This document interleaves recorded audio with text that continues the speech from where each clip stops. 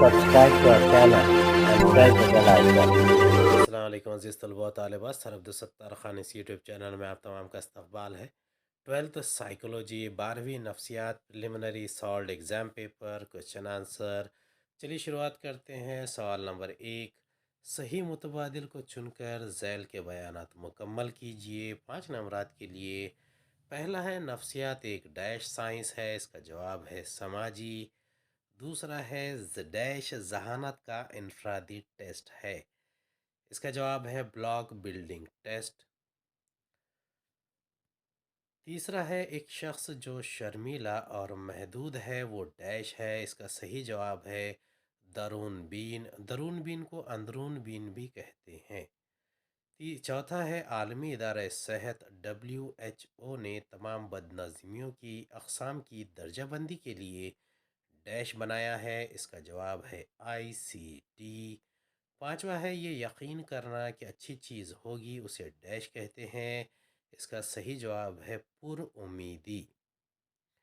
سوال نمبر 1 کا بی ہے، جوڑیاں لگائیے۔ 5 نمبرات کے لیے پہلا ہے نظریہ کردار، دوسرا متعدد ذہانات کا نظریہ، CTAT، ڈی خوف ڈر، مثبت نفسیات۔ اس کے جوابات ہیں، پہلا ہے نظریہ کردار جان واٹسن، بی متعدد ذہانت کا نظریہ William Gardner, CTAT Henry Murray, ڈی خوف ڈر سامنا کرو اور بھاگو، مثبت نفسیات۔ اس کا جواب ہے زندگی کا مثبت نظریہ۔ سوال نمبر 1 کا سی ہے، بتائیے درج ذیل بیانات صحیح ہیں یا غلط۔ 5 نمبرات کے لیے پہلا ہے نفسیات ذیلی عمل کا مطالعہ ہے، دوسرا اچھے جذباتی ماحول کے خاندان سے تعلق رکھنے والے بچے زیادہ ایڈجسٹڈ ہوتے ہیں، تیسرا ہے میکس ورتھمیئر نے گروہی ادراک کا قانون پیش کیا، چوتھا ہے جذباتی تندرستی آسانی سے نظر نہیں آتی ہے، پانچواں افسردگی ایک شدید ذہنی بیماری ہے۔ اس کے جوابات ہے، پہلے کا جواب ہے صحیح، دوسرا صحیح، تیسرا صحیح، چوتھا صحیح، پانچواں صحیح۔ سوال نمبر 1 کا ڈی ہے، مندرجہ ذیل سوالوں کے ایک جملے میں جواب لکھیے۔ 5 نمبرات، پہلا ہے کس ماہر نفسیات کو امریکی نفسیات کا بابا آدم کہا جاتا ہے، دوسرا ذہانت کے غیر زبانی ٹیسٹ سے کیا مراد ہے، تیسرا توجہ کی تعریف لکھیے، چوتھا کس بد نظمی میں شخص کو لمبے عرصے تک افسردگی اور احساس جرم کا تجربہ کرنا پڑتا ہے، پانچواں بھارت کی کل آبادی میں سے کتنے فیصد لوگ عام ذہنی بد نظمیوں کا شکار ہیں۔ پہلے کا جواب ہے ولیم جیمز کو امریکی نفسیات کا بابا آدم کہا جاتا ہے، دوسرا ہے ذہانت کے زبانی ٹیسٹ سے مراد ٹیسٹ کا مہتمم موکلین کو زبانی طور پر ٹیسٹ پیش کرتا ہے، اس میں کوئی بھی سوال تحریری صورت میں نہیں ہوتا ہے، تیسرے کا جواب ہے توجہ کی وسعت سے مراد حدود ہیں جو بیک وقت توجہ کی گرفت میں رہیں، چوتھا ڈپریشن افسردگی وہ مرض ہے جس میں ایک شخص میں ایک طویل مدت تک اداس رہتی ہے اور اس پر احساس جرم کا جذبہ اور احساس غالب رہتا ہے، تیسرا بھارت کی کل آبادی کا 10% حصہ ذہنی بیماری میں مبتلا پایا گیا ہے۔ سوال نمبر 2 ہے، درج ذیل سوالات کے 25 سے 30 الفاظ میں جواب دیجیے، کوئی 10 نمبرات کے لیے پہلا ہے نقل کیا ہے، دوسرا ذہنی عمر کو بیان کیجیے، تیسرا اوصاف کا مفہوم لکھیے۔ پہلے کا جواب ہے نقل کرنا، دہرانا، اس میں سائنسی معلومات و حقائق کو کہیں بھی کسی بھی وقت اور کسی بھی حالات میں استعمال کرنا اور اس کے استعمال کرنے سے جو نتائج حاصل ہوں وہ پہلے نتائج کے عین مطابق ہوں، تبھی وہ سائنس نتائج قابل اعتبار یا معتبر مانے جائیں گے، اس کے بعد کوئی ایک مسلم تصدیق شدہ سائنسی نظریہ قائم ہوتا ہے۔ اگلا سوال ہے ذہنی عمر. ذہنی عمر اس تصور کو الفریڈ بینٹ نے پیش کیا. ان کا ماننا تھا کہ ایک فرد کی ذہنی عمر اس کی طبعی کرونالوجیکل عمر کے مساوی ہو یہ ضروری نہیں ہے. انہوں نے بہت سے مختلف عمر کے لوگوں کی ذہنی عمر کی پیمائش کے لیے ٹیسٹ بنائے.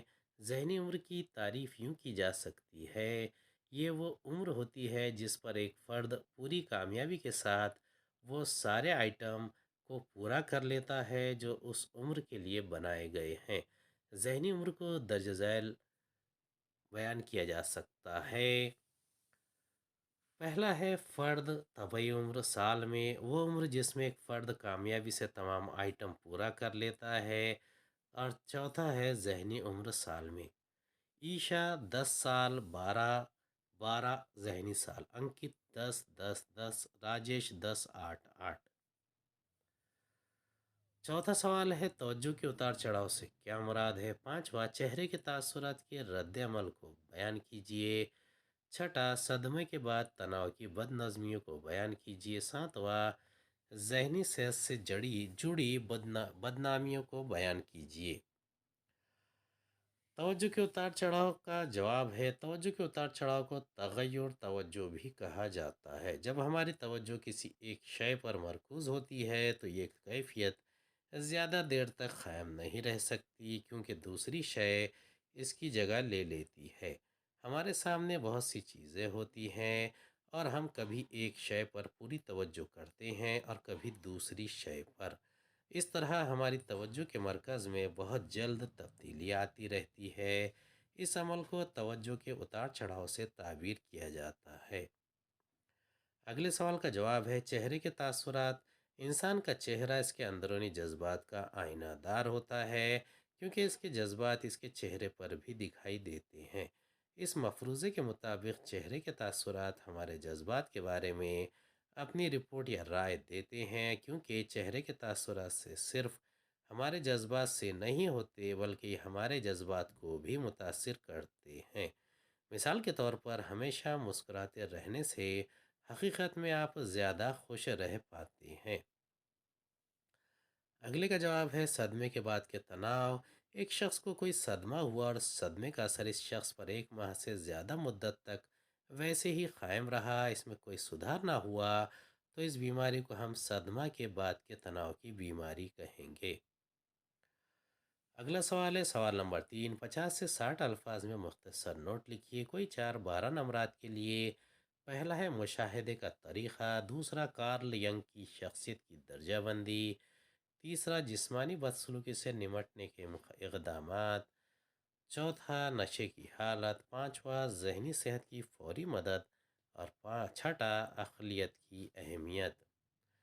پہلے کا جواب ہے یہ تحقیقی مواد کو یکجا کرنے کا ایک طریقہ ہے. اس میں حصہ لینے والے پارٹیسپینٹ کا مشاہدہ کیا جاتا ہے اور تحقیق سے متعلق برتاؤ کو نوٹ کر کے بعد میں ان کا تجزیہ کیا جاتا ہے. جہاں تجرباتی طریقے کو استعمال کرنا مشکل ہوتا ہے وہاں مشاہداتی طریقہ استعمال کیا جاتا ہے.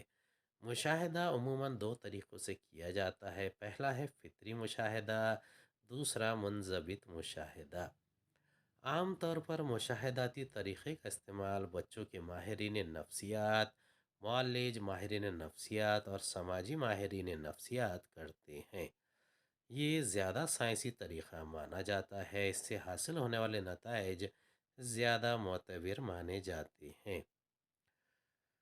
نشے کی حالت عادی ہونا، ڈرگ ایڈکشن. ایک شخص نشے کا اس قدر استعمال کرے کہ وہ اس کا عادی ہو جائے اور وہ اس کے بغیر رہ نہ پائے تو اس حالت کو نشے کی لت، نشے کا عادی ہونا کہیں گے. قدیم زمانے سے ہی انسان جوش، طاقت، خوشی اور سرور کے لیے مختلف قسم کے نشے کو استعمال کرتا رہا ہے. آج شراب کے علاوہ دیگر بہت سے نشاور مادے، افیم، حشیش، گانجا اور ہیروئن جیسی چیزیں نشے کے لیے استعمال ہو رہی ہیں. ان تمام نشوں کے نتائج بہت نقصان دہ ہوتے ہیں. وہ شخص جو نشے کا عادی ہو جائے وہ نشے کی لت کو پورا کرنے کے لیے کچھ بھی کرنے کو تیار ہو جاتا ہے. وہ چوری کرتا ہے، وہ بھیک مانگنے میں بھی شرم محسوس نہیں کرتا، وہ لوگوں سے قرض لیتا ہے، وہ آخری حد تک جا سکتا ہے، یعنی کسی کو قتل کرنے سے بھی گریز نہیں کرتا ہے۔ نشے کے عادی شخص میں یہ علامتیں واضح طور پر نظر آتی ہیں۔ وہ نشے کی مقدار مسلسل بڑھاتا جاتا ہے، پھر بھی نشہ نہیں ہوتا ہے، پورا دن نشے میں رہتا ہے، اس کے سماجی تعلقات بہت خراب ہو جاتے ہیں، گھریلو زندگی تباہ ہو جاتی ہے، اس کے اعضاء کمزور ہو جاتے ہیں، جسم میں کپ کپی طاری ہو جاتی ہے، جسم پر اس کا کنٹرول ختم ہو جاتا ہے۔ اگلا ہے ذہنی صحت و تندرستی کی فوری مدد۔ جس طرح ایک جسمانی بیماری میں ڈاکٹر تک پہنچنے سے پہلے چند احتیاطی تدابیر کی جاتی ہیں تاکہ مریض کو فوری طور پر کچھ آرام فراہم کیا جائے اور اس کی بیماری کو شدید ہونے سے روکا جا سکے، اسی طرح جب کسی شخص میں ذہنی بیماری کی کچھ علامتیں بالکل واضح طور پر نظر آنے لگیں تو اسے بھی جسمانی بیماری کی طرح فوری مدد کی ضرورت ہوتی ہے۔ لیکن اس فوری مدد کی نوعیت اور طریقہ کار میں کافی فرق ہوتا ہے۔ ذہنی بیماری کی فوری مدد سے اس بیماری کا اندازہ لگانا، بیماری میں اس کی مدد کرنا، اس کی باتوں کو سننا، اس کو بیماری کی صحیح معلومات دینا، مناسب ماہر پیشہ ور سے رجوع کرنے میں مدد کرنا اور اس مریض کو خود اپنی مدد آپ کرنے پر راضی کرنا ہے تاکہ وہ اس بیماری سے کچھ حد تک ابتدائی مرحلے میں محفوظ رہے۔ اگلا ہے اقلیت کی اہمیت، امپورٹنس آف ریشنالٹی۔ اقلیت سے مراد ہے حسب منشا اور حالات کے موافق استدلال کرنا، اچھے فیصلے کرنا اور اچھا فیصلہ سازی کرنا۔ ایک باشعور اور عقل مند شخص خوشی کے حصول میں دوسروں کے جذبات، احساسات اور افکار کو مد نظر رکھ کر سوچ کر عمل کرے گا تاکہ اس کی خوشی سے دکھ نہ پہنچے۔ یہ شخص سماجی اقدار اور اخلاقی اصولوں کو پامال بھی نہیں کرے گا۔ اسی بات کو ملحوظ رکھ کر علم نفسیات میں اقلیت کو بہت اہمیت دی گئی ہے۔ علم نفسیات کا ماننا ہے کہ ایک باعقل اور باشعور شخص ہی نفسیاتی اعتبار سے صحت مند ہوتا ہے۔ وہ لوگوں کے ساتھ رواداری کا برتاؤ کرتا ہے، ملائمت اختیار کرتا ہے، اپنی ذمہ داریوں کو حتی الامکان پورا کرتا ہے، دوسروں کی آزادی کا لحاظ کرتا ہے، ذاتی مفاد کی بجائے سماجی مفادات کو اولیت اور فوقیت دیتا ہے۔ سوال نمبر 4 ہے مثالوں پر مبنی سوالات کے جوابات دیجیے۔ کوئی 4-8 نمبرات یا مثالوں کو غور سے پڑھیے اور پوچھے گئے سوالات کے جوابات لکھیے۔ اب دیکھیے اس میں ایک ہی ورڈ یا ایک ہی لفظ لکھنا ہے یا پھر اس کی وضاحت بھی کرنا ہے۔ پہلا ہے ایک سیما کو لفٹ اور بند مقامات سے ڈر لگتا ہے، اس لیے وہ کار میں بھی سفر نہیں کر پاتی۔ سیما کس نفسیاتی بد نظمی کا شکار ہے؟ اس کا جواب ہے عام تشویش کی بیماری۔ دوسرا ہے اگر کسی خاندان میں بچوں کی تعداد میں اضافہ ہوتا ہے تو بچوں پر خرچ ہونے والے پیسوں میں کمی ہوتی ہے۔ بچوں کی تعداد اور ان پر خرچ ہونے والا پیسہ، ان دونوں متغیرات میں کس قسم کا باہمی ربط یعنی کو ریلیشن ہے؟ اس کا جواب ہے منفی باہمی تعلق۔ تیسرا ہے علی 19 سال کا نوجوان ہے اور کرکٹ ٹیم کا کپتان ہے۔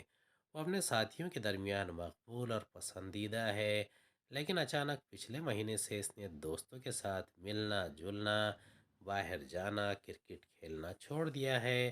وہ تھکا ہوا اور چڑچڑا ہو گیا ہے، اسے توجہ دینے اور نیند میں بھی دشواری ہے۔ علی کی مدد کرنے کے لیے اس کے دوست راہل نے شروعات کی۔ راہل کو دوست کی مدد کرنے کے لیے کیا کرنا چاہیے؟ اب دیکھیے اس کا وضاحت کرنا پڑے گی۔ چوتھا سوال ہے رونی کو ایسا محسوس ہونے لگا کہ کوئی اس کا پیچھا کر رہا ہے، کوئی اس کے بارے میں بات کر رہا ہے اور کوئی اسے مارنے کا منصوبہ بنا رہا ہے۔ رونی کس نفسیاتی بدنظمی کا شکار ہے؟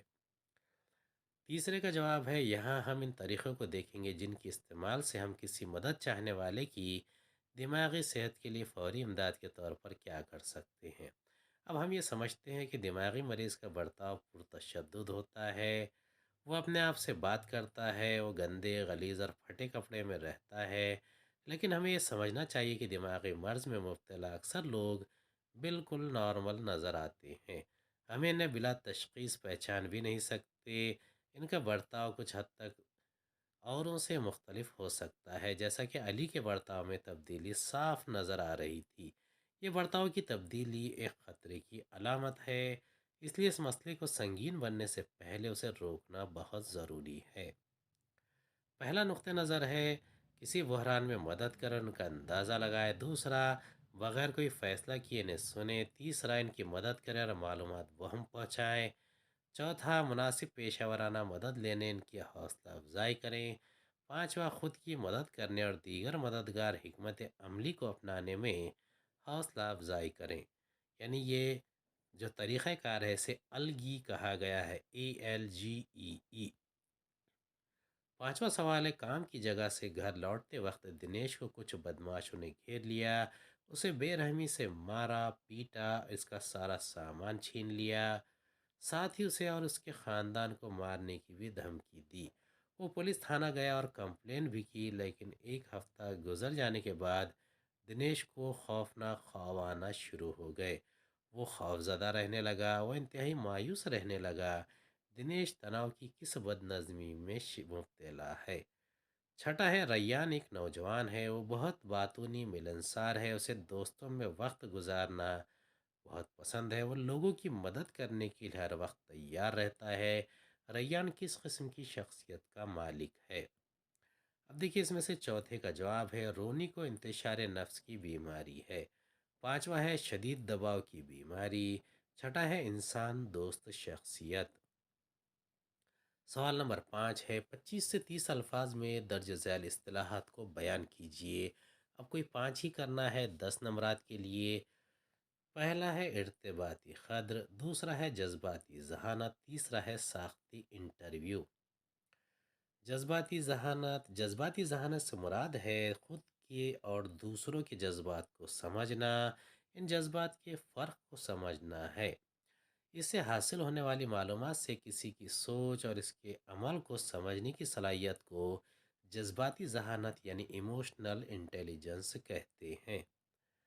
اگلا ہے ساختہ انٹرویو یعنی سٹرکچرڈ انٹرویو۔ یہ انٹرویو کی وہ قسم ہے جس میں انٹرویو دینے والے سے پوچھے جانے والے تمام سوالات کی ترتیب وغیرہ پہلے سے طے ہوتی ہے۔ ان میں سے کسی قسم کے سوالات کو ختم نہیں کیا جاتا اور نہ ہی ان میں اضافہ کیا جاتا ہے۔ عام طور پر ساختہ انٹرویو صنعتی ماہرین نفسیات ایک مخصوص کام کے لیے مخصوص ملازمین سے ہی پوچھتے ہیں۔ پانچواں ہے غصہ ایک طاقتور جذبہ ہے۔ چھٹا، خوف یعنی فوبیا اینگر۔ سمیر اپنے دوست سے اختلاف ہونے پر غصے کا شکار ہو گیا ہے۔ غصہ ایک بہت قوی جذبہ ہے کیونکہ اس میں دشمنی، وہ عداوت، ہاسٹیلٹی، اشتعال، ایجیٹیشن اور مایوسی، فرسٹریشن ہوتے ہیں۔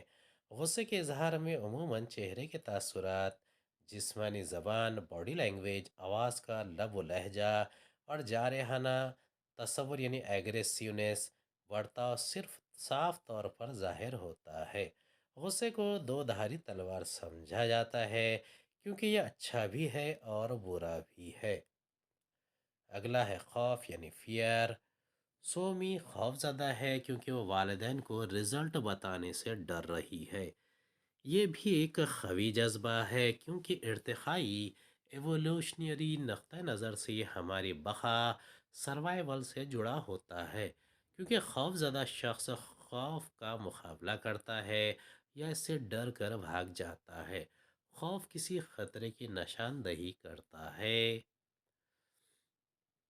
سوال نمبر 6 ہے، درج ذیل سوالات کے نیچے دیے گئے نکات کی مدد سے جواب دیجیے۔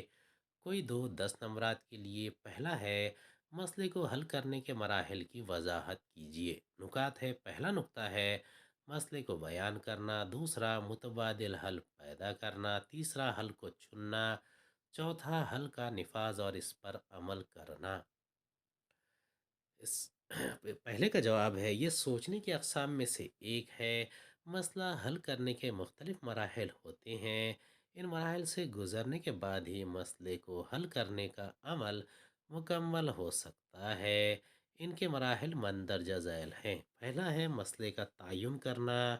زندگی میں ہر شخص کو مسائل کا سامنا کرنا پڑتا ہے۔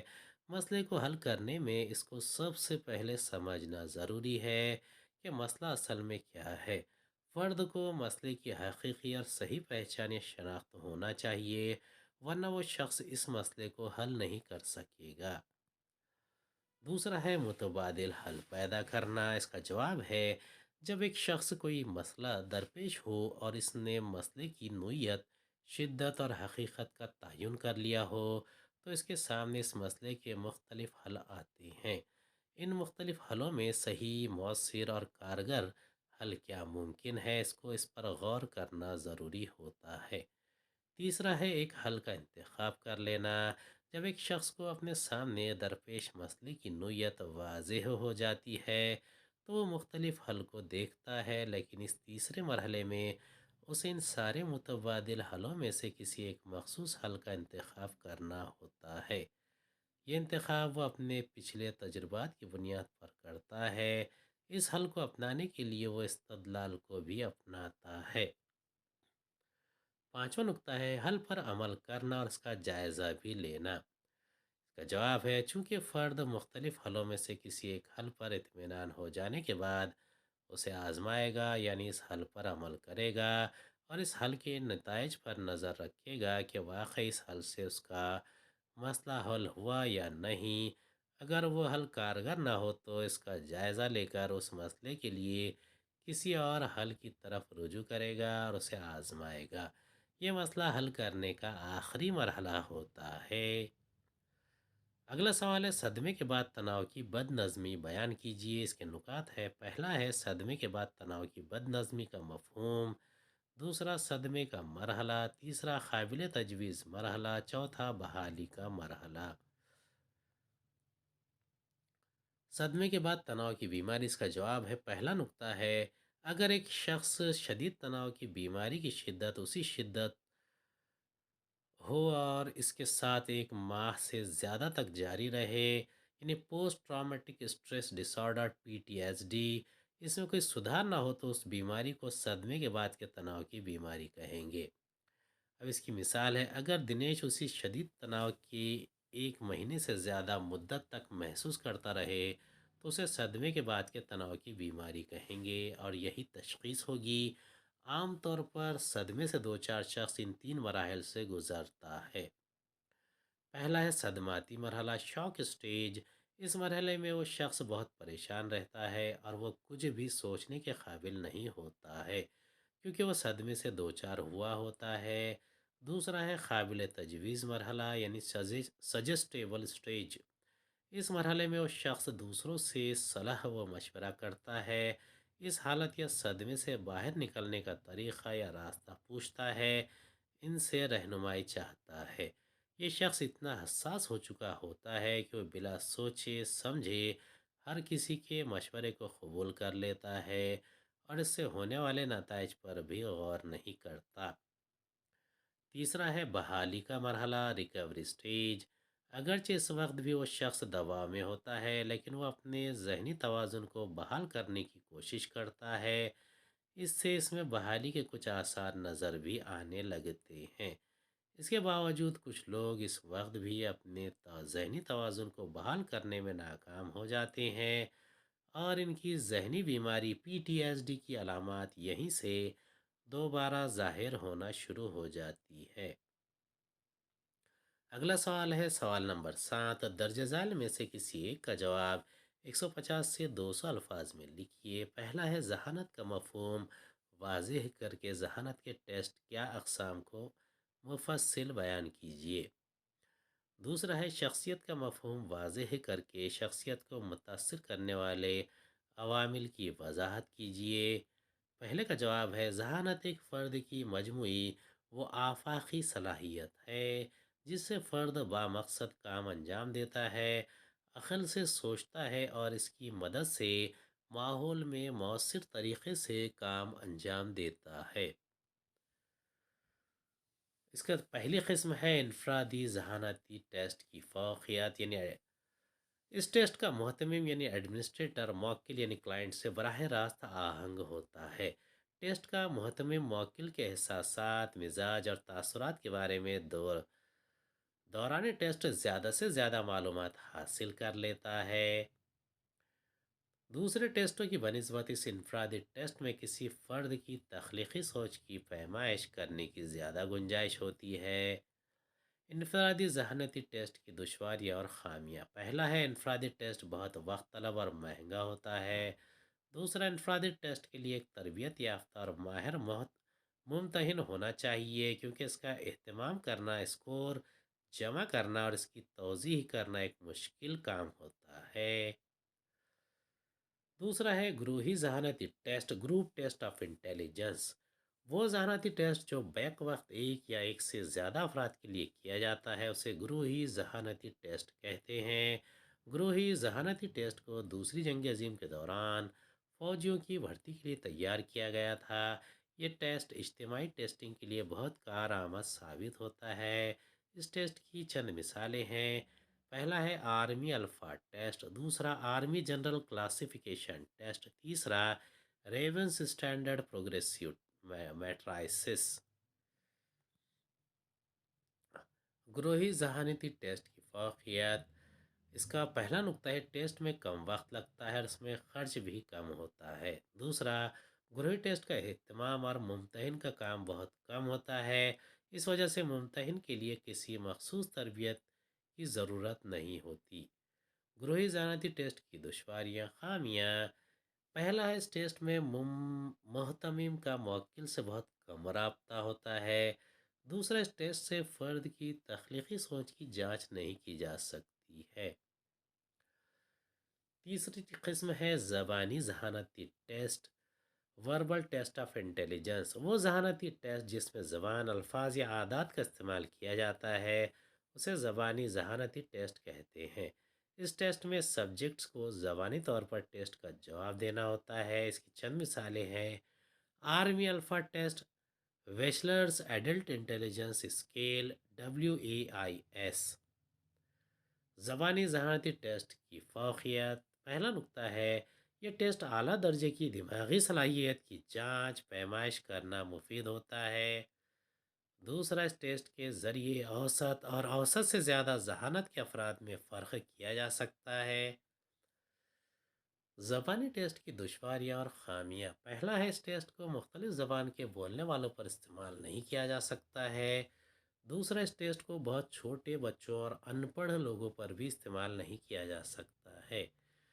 تیسرا، یہ ٹیسٹ کسی ایک تہذیب و ثقافت سے مربوط ہوتا ہے، اس لیے اسے دوسری تہذیب و ثقافت کے لوگوں پر استعمال نہیں کیا جا سکتا ہے۔ چوتھا ہے غیر زبانی ذہانتی test, non verbal test of intelligence. وہ ذہانتی ٹیسٹ جس میں ذہانت کی پیمائش کے لیے تصاویر، ڈیزائن اور مادی اشیاء کا استعمال کیا جاتا ہے اسے غیر زبانی ذہانتی ٹیسٹ کہتے ہیں۔ اس میں زبان کا استعمال نہیں کیا جاتا ہے۔ اس ٹیسٹ میں سبجیکٹ کو کسی ٹیسٹ کا جواب زبانی طور پر نہیں دینا ہوتا ہے۔